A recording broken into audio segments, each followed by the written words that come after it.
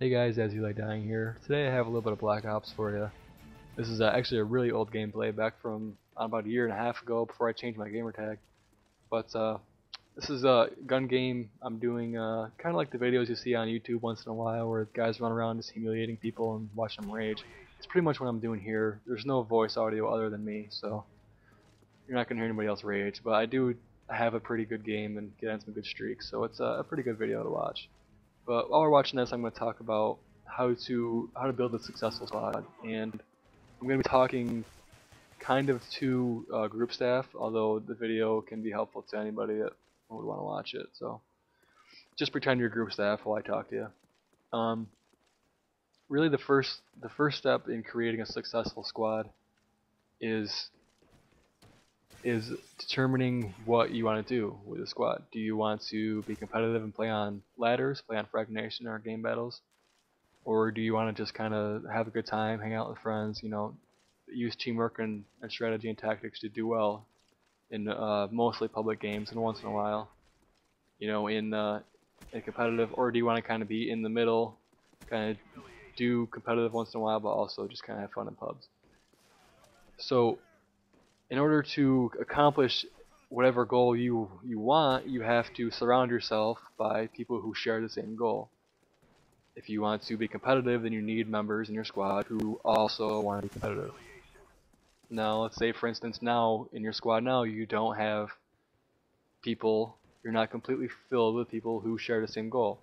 Well, hopefully you'll be able to, talk to each person individually or as a group and say, if you don't share this goal, let's say, for instance, you want to be a competitive squad. You might say, we want to be competitive. I know you don't want to be competitive. I respectfully ask that you please, let me know if there's another squad you'd like to transfer to. And obviously you want to be respectful, toward that person, because that's what our clan is about. It's about being respectful and being friendly. But hopefully they'll understand that what the squad wants to do and what they want to do is different, and hopefully they'll be able to find a squad that will accommodate them in their goals. And leave you with people in your squad that share the same goal. Now, I guess I want to mainly talk about being a successful competitive squad, because I mean, if you want to be successful at just kind of being a friendly, you know, pub basically pub stomping squad, really, I mean, there's no rules. You get a bunch of people that want to play together and have fun, and there you go, you have your squad. But if you want to be competitive, there's a little bit more to it. And really, this is where I guess there's kind of two separate opinions on, well, maybe more than two. Are some differing views on what to do to make a competitive squad successful. Some people would say that you have to get together in private matches and run strats and work on different types of tactics in a private match. And trust me, I've been there. I've been in squads where we do that, and I've been in squads where we don't do that quite as much. I mean, either way, you should do that, and there is a time and a place for doing that sort of thing. But in my opinion, that's not the way you form a successful squad. You don't do it by spending all of your time in a private match. You should be out there playing public matches because, yes, playing public matches can be easy, and you will do a lot of pub stomping. Decimate the enemy, but there are going to be games where you don't do that well. And you are going to also be exposed to many different strategies, many different enemy tactics, and many different players of differing skill levels. And believe it or not, you do learn from that. When I started playing Call of Duty, I remember, playing Modern Warfare 2 and being like a 1.2 KD, and I'm sure I was worse than that for a while. But when I started paying attention to my KD, I remember being about a 1.2, and and I got up to a 1.3 at one point, and I thought for the longest time that would be as high as I was. Now I know some people make the argument that KD isn't a very good representation of skill, but it is a somewhat a representation of skill. It's not doesn't portray everything, but it is a small indicator of skill. And I remember when I got up to 1.5, and it took a lot of work and a lot of time, but I did it on Modern Warfare 2, and eventually, over a lot more time, I got up to a 2, and so really, to say that you don't get better playing pubs is not true, because I went from a 1.2 KD when I first started playing Call of Duty, or as I said, first started paying attention to KD, to up to a 2 and over a 2. But that being said, I have 35 or something days of gameplay on that game, so it took time. And that's kind of my point about playing pubs and getting together with your team and playing together a lot, is it takes time to get better, and it takes time to get better as a team, but you have to put time into it. You can't just run around in a private match and a couple practices and expect to be good. You have to play together and put the time in to get better. Now, as far as strategies specifically, there's a lot of strategies. People will say, I tend to focus on capture the flag for some reason. I think because when I was in TG, our squad was really heavy into capture the flag, so I tended to default to talking about capture the flag. A lot of people will say, for instance, you want to have, depending on how many players you have in your team, you have let's say 6 players. You have 2 people defending and 2 people playing mid and 2 people playing offense. That's just a basic strategy for capture the flag.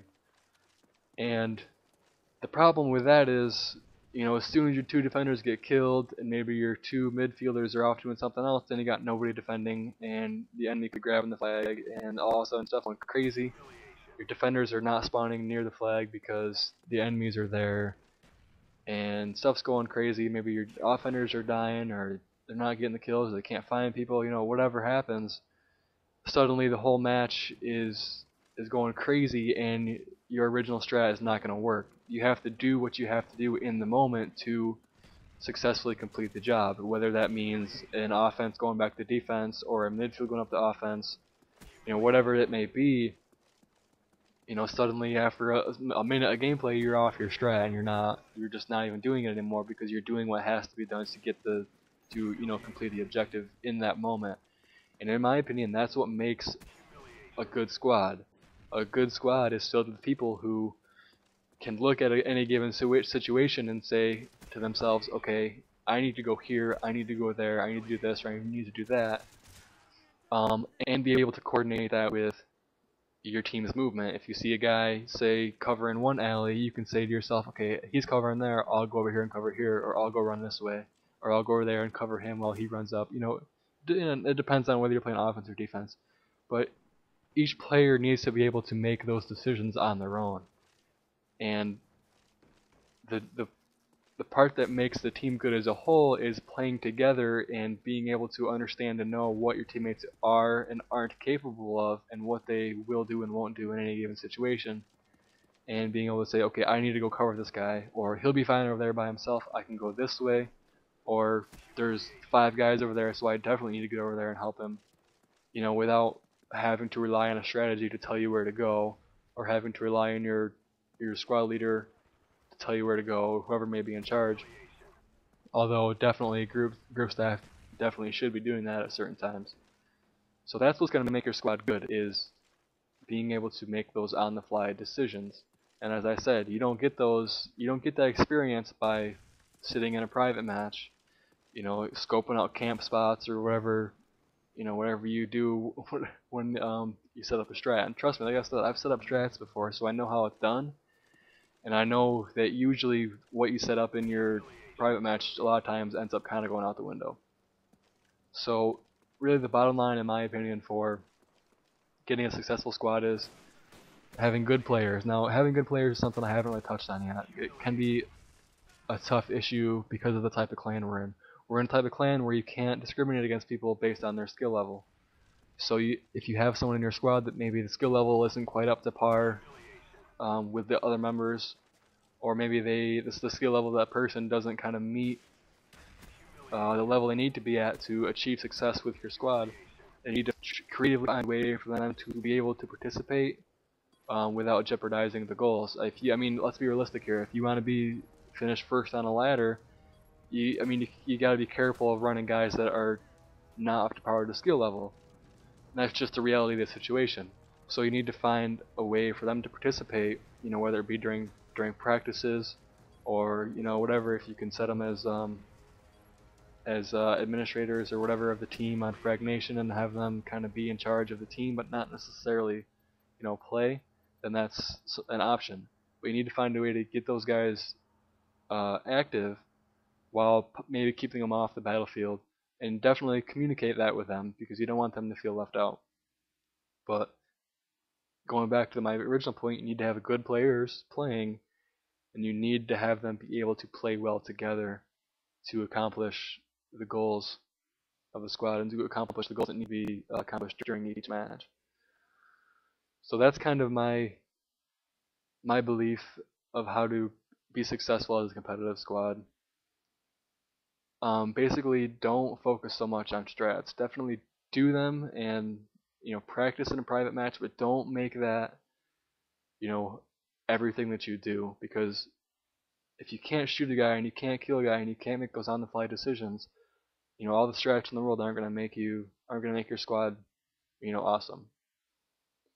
So that's basically what I wanted to say. I hope it gets you guys thinking a little bit about your squad and the direction you want to take your squad in, and the types of training you do. Anyway, guys, have a good day.